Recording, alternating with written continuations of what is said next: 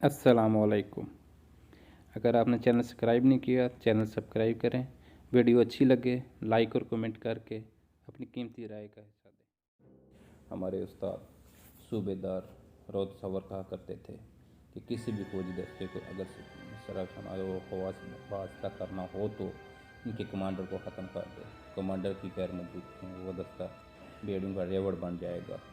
अपने उस्ताद का सुनहरी कोल इस वक्त मेरे दिमाग में गूंजा और मैंने ट्यूटा जीप से बरामद होने वाले दोनों अफसर में से एक का निशाना लगाकर फायर दाग दिया। वो उछल कर नीचे गिर गया। दूसरा एक लम्हे के लिए शाख की तरह कफियत में आ गया। मौका गनीमत जानते हुए मेरी राइफल ने मैगजीन में मौजूद आखिरी गोली अगली और दूसरी भी इसके करीब गिरबान पानी की मछली की तरफ फड़कने लगा। मैंने इस रात से मैगजीन बदली की।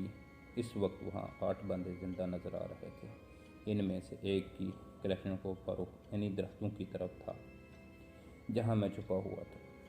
मैंने दफाई असूल को मद्देनजर रखते हुए सबसे पहले उसी से जान छुड़ाने का सोचा और अगले लम्हे वो मुर्ग बसमल की तरह तड़प रहा था। असूलन मुझे ब्रिगेडियर प्रकाश के मरते ही वहाँ से फरार हो जाना चाहिए था, मगर दुश्मन की तादाद कम और अपनी गोलियों के मुसलसल निशाने पर लगने देख कर मेरे हौसले बढ़ गया। बकौल उस्ताद मोहतरम, स्नाइपर की मिसाल अंधेरे से तीर जैसी होती है कि जाने किस वक्त कहाँ से निकल कर गर्दन से पार हो जाए। नज़र न आने वाले दुश्मन का खौफ दिखाई देने वाले दुश्मन से कई गुना ज़्यादा होता है। अगली ठाह ने एक और की जिंदगी छीन ली थी। कोई चीहा, भागो हम दुश्मन के घेरे में हैं। एक आदमी ने आखिरी जीप स्टार्ट करके रिवर्स गियर लगाया, मगर चंद गज से ज़्यादा पीछे हटना इसके नसीब नहीं हो सका। मेरी चलाई हुई गोली ने इसे स्टीयरिंग पर लेटने पर मजबूर कर दिया था। बाकी आदमी गाड़ियों का ख्याल दिल से निकाल कर सरपीट दौड़ पड़े। मेरी राइफल की रेंज से निकलने से पहले 2 मजीद रूहें अपने फानी जिस्म से उठकर महरूर परवाज हो चुकी थी। वो सरपीट मोड़ की तरफ भागते हुए जा रहे थे।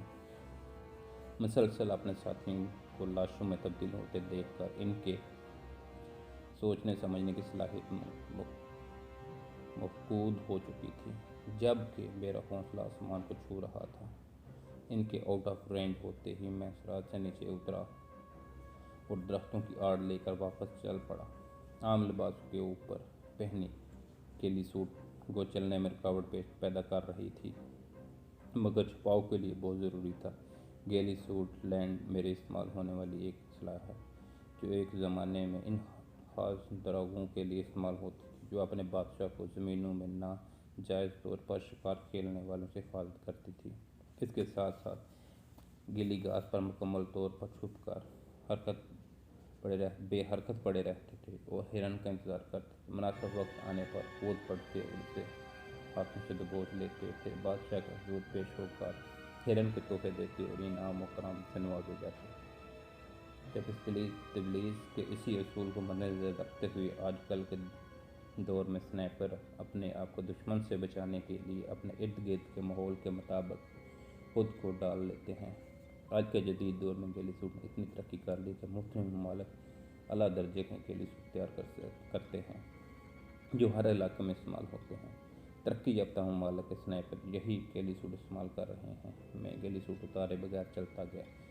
वहाँ से चंद जितना जल्द गायब हो जाता इतना ही बेहतर था। जल्द ही दुश्मन के इस इलाके को घेरे में ले लेना था। पकड़े जाने की सूरत में उन्होंने मेरे साथ जो करना था इसका अंदाज़ा लगाने के लिए किसी अक्ल बेना की ज़रूरत नहीं। मैंने चश्मे वाले रास्ता ही इख्तियार किया था। चश्मे के करीब रुक कर मैंने सैर होकर पानी पिया और वाटर बोतल बार के आगे बढ़ गया। चश्मे से फरलांग भर आगे जाकर उतराई शुरू हो जाती थी। उतराई शुरू होते ही मेरी रफ्तार खुद ब खुद बढ़ गई, क्योंकि मैं बाकायदा किसी रास्ते पर नहीं जा रहा था। इसलिए हिम्मत की दुरुस्ती के लिए मैं गाह कंपास पर भी नज़र डाल देता था। ऊंचे नीचे टेढ़े मेढ़े रास्तों से गुजरकर मैंने 3 किलोमीटर का फासला तय किया और एक खुश नाले के करीब पहुंच गया। नाले के दरमियान बारिश की पानी के गुजरने की वजह से रेत उभरी हुई थी और साथ में छोटे छोटे पत्थर बिखरे हुए थे। झाड़ियाँ वगैरह नाले के किनारे पर मौजूद थी। दरमियानी इलाका साफ था। नाले की चौड़ाई 50-60 गज की कदर थी और बदकिस्मती से वहाँ 700-800 गज के फासले पर मौजूदा तकरीबन इंडियन आर्मी के एक सेक्टर का बेस मौजूद था, जहाँ से नाले के ये दरमियाने हिस्सा आसानी से देखा जा सकता था। झाड़ियों के अंदर लेटकर मैंने दूरबीन आंखों से लगाई।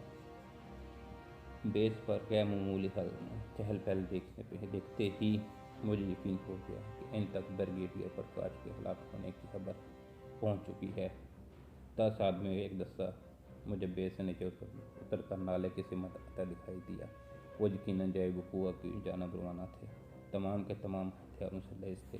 वो नाले पर उतर कर मेरे जानब बढ़ने लगे। उनके पीछे एक और दस्ता था जो नाले में आने के बजाय सीधे रास्ते पर चलते हुए वकूआ की जानब बढ़ रहा था।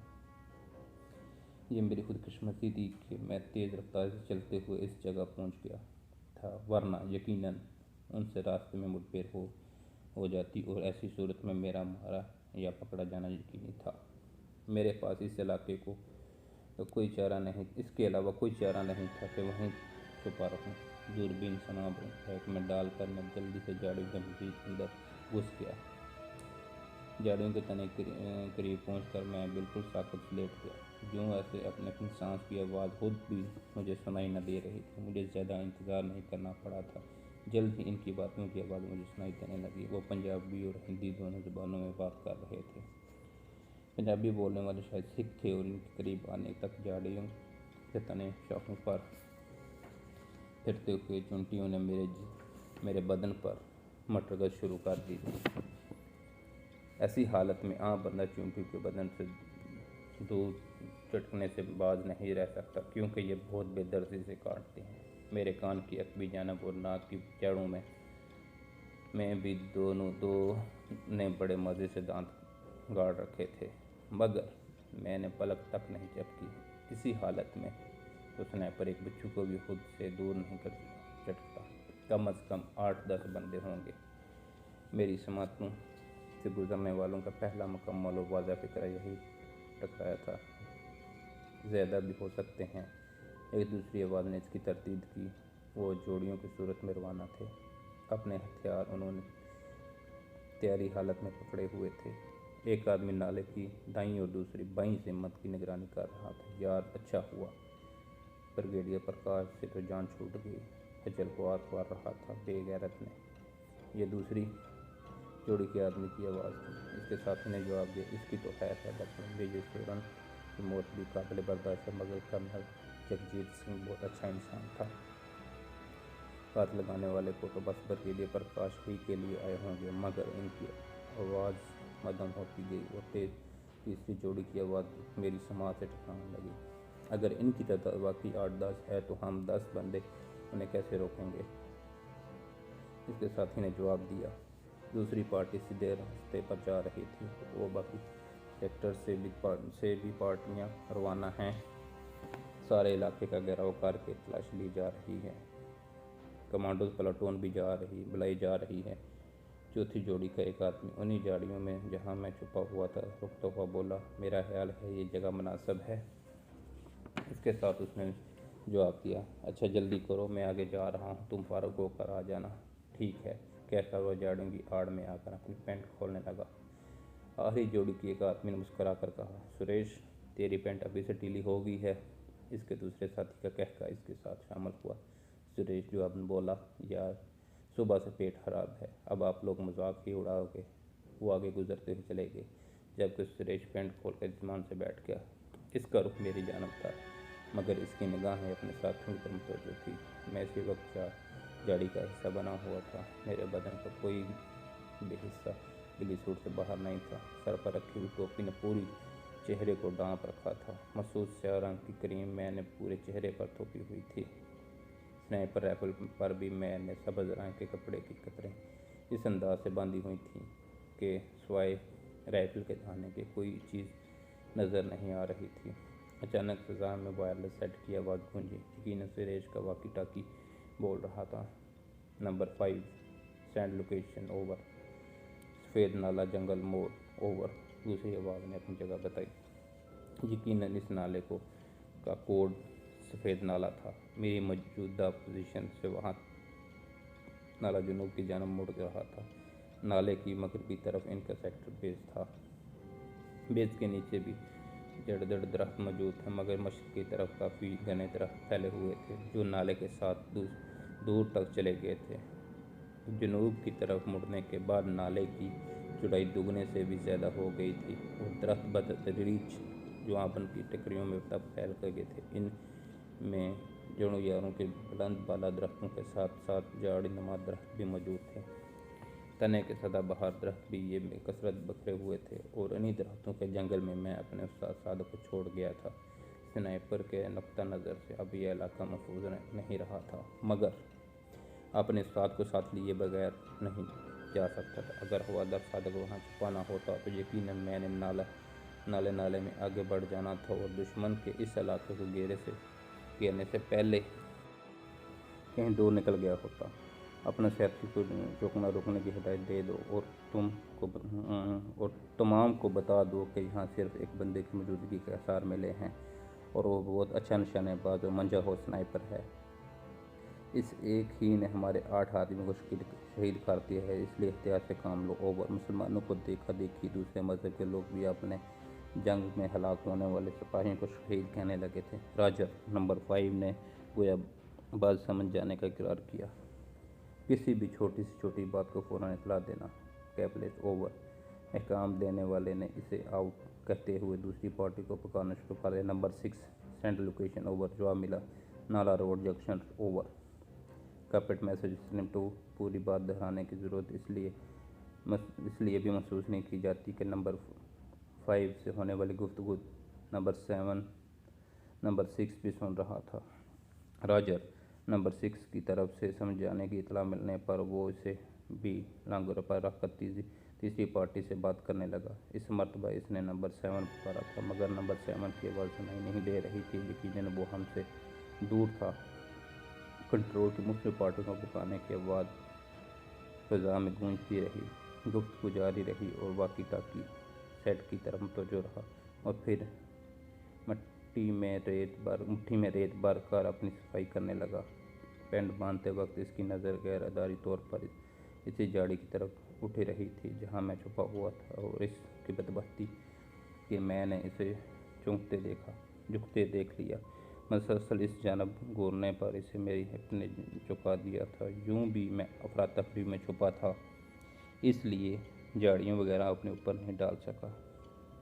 बेल्ट बांधे बगैर वो ज़मीन पर पड़े अपने हथियार की तरफ तवज्जो हुआ। इसके हथियार संभालने तक मैंने यह फैसला कर चुका था कि मुझे क्या करना है। ठक की आवाज़ के साथ ही इसके सर में रोशनदान खुल गया था।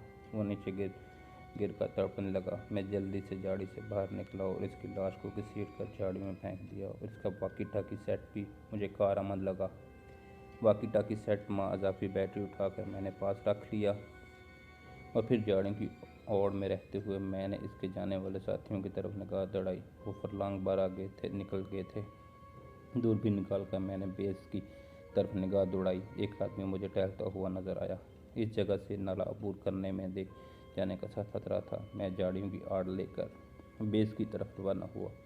वाकी टाकी सेट की आवाज़ कम करके सेट मैंने ऑन रख लिया था। जल्द ही सेट से सुरेश को पुकारा जाने लगा। Number 5 furlong name Suresh. Over. Number 5 पर नेम। ओवर।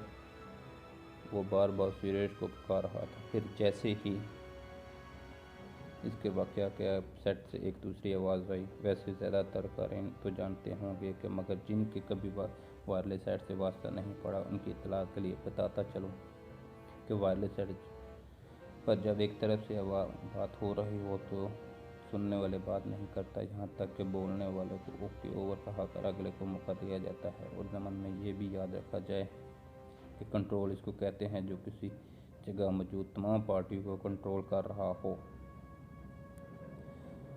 वायरलेस पर पैगाम भेजा। Control for number 5।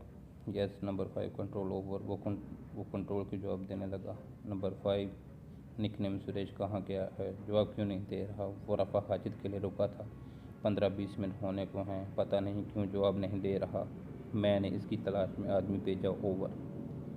अकेला आदमी नहीं भेजना, तुमको वापस लेकर जाओ अपनी टीम